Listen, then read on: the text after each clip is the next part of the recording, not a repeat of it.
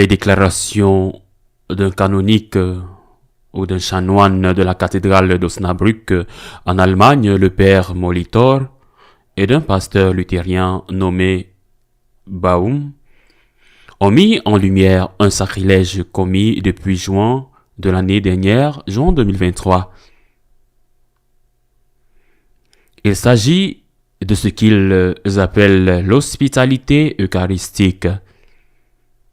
Dans ce diocèse qui avait à l'époque un évêque qui a ensuite été révoqué précisément parce qu'il était très tolérant à l'égard des abus sexuels sur mineurs dans ce diocèse allemand. Depuis plus de 6 mois, comme je l'ai dit, les conjoints, les partenaires ou associés de catholiques qui sont protestants, luthériens, peuvent aller communier quand ils le veulent. Ce fait est en soi scandaleux car il s'agit d'un sacrilège.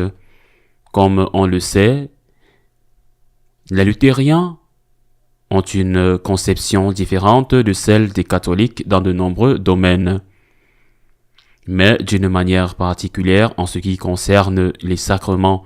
Ils croient en la présence réelle du Seigneur dans l'Eucharistie, mais seulement pour la durée de la messe. Après quoi, le Seigneur s'en va et le pain et le vin redeviennent du pain et du vin. Au nom de ce qu'ils appellent l'hospitalité eucharistique, ils permettent à des personnes qui n'ont pas la foi catholique de recevoir la communion.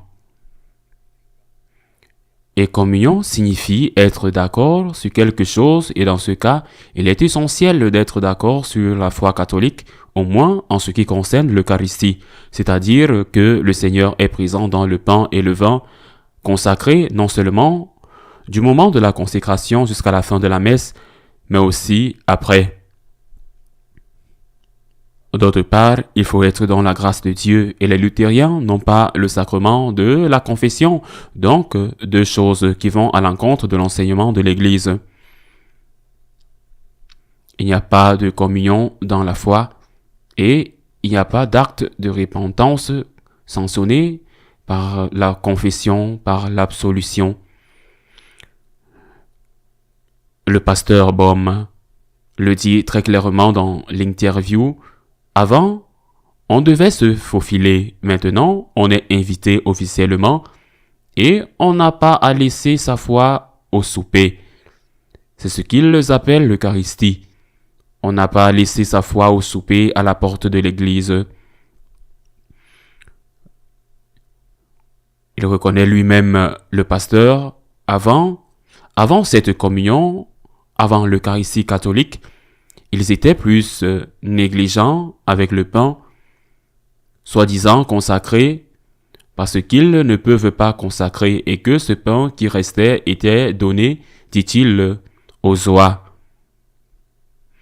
Maintenant, il dit qu'il le traite avec plus de soin, mais il ne dit pas ce qu'ils en font dans les liturgies, dans les scènes luthériennes, bien sûr. Cette histoire d'hospitalité eucharistique me semble être une ironie et un abus du concept. Ont-ils aussi l'hospitalité en partageant la femme ou le mari? Ou ceux qui ne le font pas le compte courant? Parce que le Seigneur présent dans l'Eucharistie n'est pas seulement un morceau de pain ou une délicatesse exquise ou un morceau de pain que l'on donne à l'invité. Ce n'est pas une bonne bouteille de vin que l'on offre à l'invité, c'est une personne. Il y a une présence réelle, c'est une personne, et je crois que c'est ce qui est au fond. Il n'y a plus de foi que dans le pain et le vin consacré. Il y a la personne réelle de Jésus-Christ, corps et âme, humanité et divinité. Jésus est traité comme une chose, et une chose n'a pas de droit. Ce pain ou ce vin, ou ce mets bien cuisiné, que vous offrez à l'invité dans votre maison. Ce n'est pas une chose sans droit, c'est quelqu'un et non quelque chose.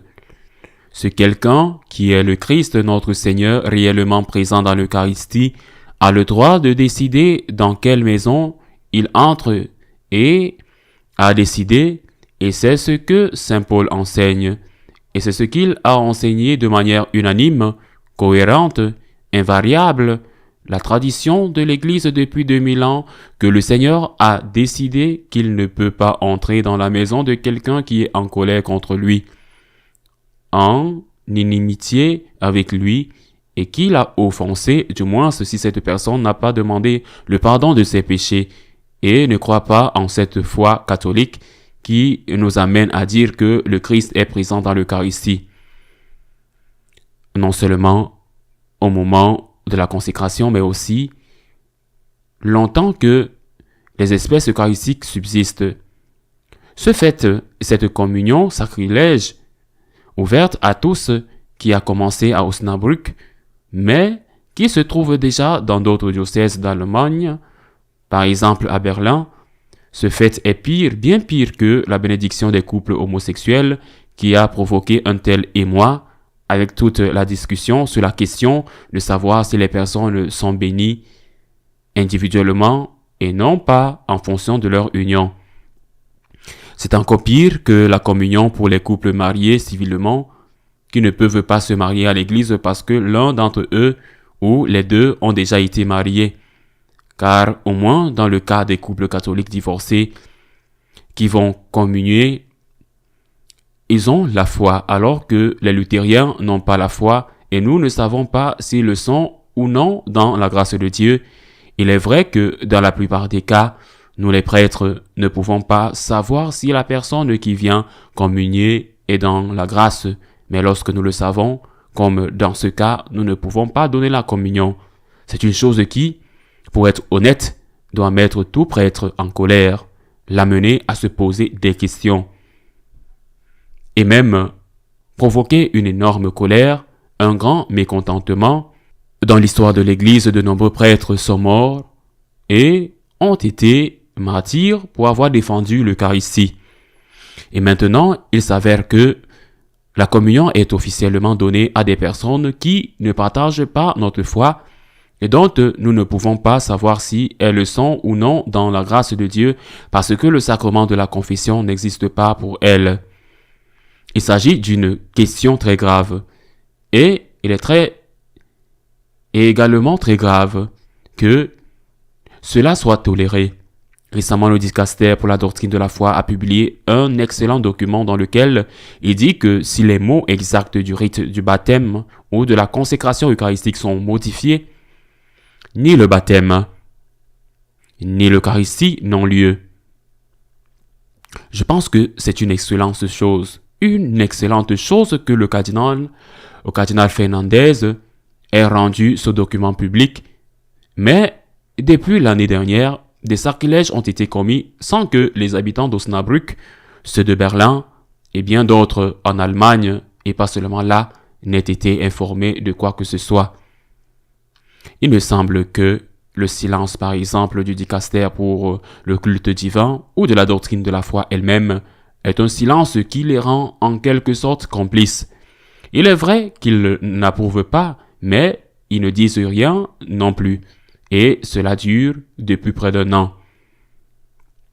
Une église qui n'aime pas le Seigneur, une église qui n'a pas l'Eucharistie en son centre, qui n'adore pas le Christ présent dans l'Eucharistie, qui ne le respecte pas, qui n'essaye pas avec les moyens dont elle dispose de faire en sorte que le Seigneur soit respecté et aimé, que le Seigneur soit adoré, que le Seigneur soit traité avec la dignité qu'il mérite. Une église qui oublie ses racines est une église qui doit se demander si le Christ est vraiment ce qu'il y a de plus important pour elle. Pour moi, en tout cas, le fait que la communion soit donnée à des personnes, je le répète, dont on sait qu'elles n'ont pas notre foi, me cause une immense douleur. Et je suis sûr que la grande majorité des prêtres et des évêques sont d'accord avec moi. Je prie Dieu pour que ce sacrilège cesse au plus vite et que ceux qui ont la responsabilité d'y mettre fin agissent également au plus vite. Prions. À la semaine prochaine, si Dieu le veut.